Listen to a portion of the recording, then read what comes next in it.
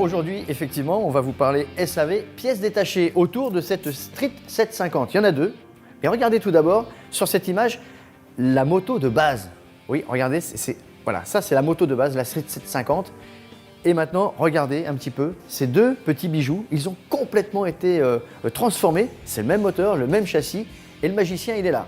C'est Edouard, ici, dans cette concession Roadstar 92, qui a pensé, qui a réfléchi, c'est un artiste, tout simplement. Comment tu as pu aboutir, en partant de la base que l'on vient de voir, pour arriver à ça?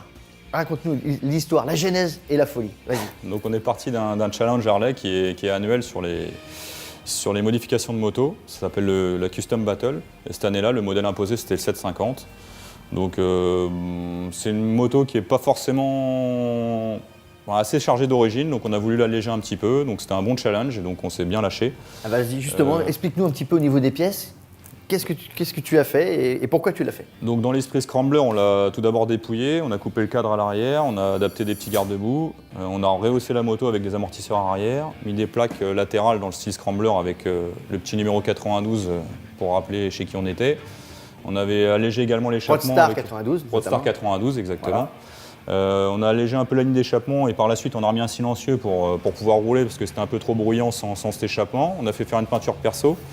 Elle est équipée également de nouvelles jantes pour pouvoir mettre des jantes à rayons, des pneus à crampons qui sont un peu plus dans le style. On a augmenté un petit peu la puissance et accordé un petit peu l'injection, parce qu'on a mis un filtre à air, donc un peu plus libre comme on le disait tout à l'heure, avec une cartographie stage 1.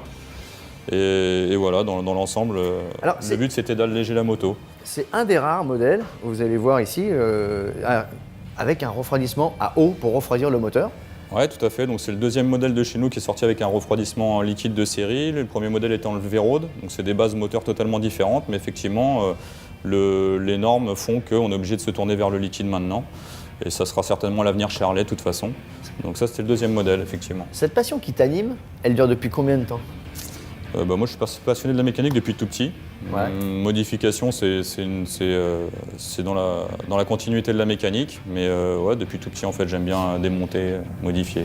Ouais, et justement, dès que quelqu'un vient ici dans cette concession, tu es capable de lui proposer un rétroviseur, un jeu de pédale, quelque chose avec la petite touche artistique. Voilà, donc et après, le conseil qui va avec. Ça c'est mon boulot, effectivement, c'est de conseiller et d'aiguiller les gens en écoutant un petit peu ce qu'ils cherchent et puis après d'essayer d'aller avec leur goût, parce que c'est pas forcément de faire des motos à mon goût, c'est d'accompagner le client, de faire le bon choix avec le client.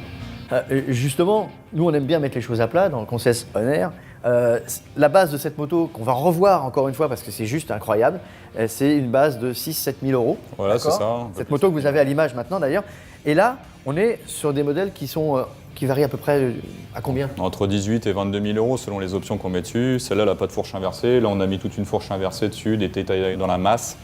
Donc forcément, ça, selon les options. C'est le prix de la passion, c'est le prix de l'exclusivité. Chapeau l'artiste.